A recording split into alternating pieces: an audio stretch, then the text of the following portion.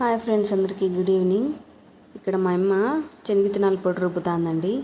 ఈ పొడి చాలా టేస్టీగా ఉంటుంది ఫ్రెండ్స్. వేడి వేడి అన్నంలోకి నెయ్యి వేసుకొని తింటే చాలా రుచిగా ఉంటుంది. ఇది మేము ఫ్రైల్లో కూడా వాడుకుంటాము.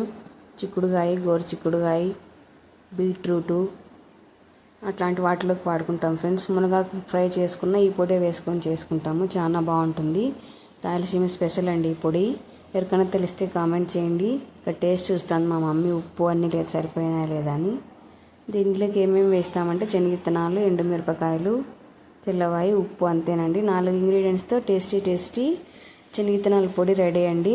ఇక్కడంతా అయిపోయింది. మా మమ్మీ ఒక బాక్స్లోకి ఎత్తుతాను ఫ్రెండ్స్. అంతా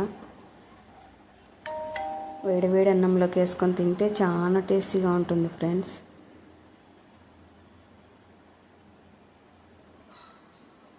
నచ్చితే లైక్ చేయండి, షేర్ చేయండి, సబ్స్క్రైబ్ చేయండి ఫ్రెండ్స్. ఇక్కడ అన్నం వేసుకొని కలుపుతుంది మా అమ్మ.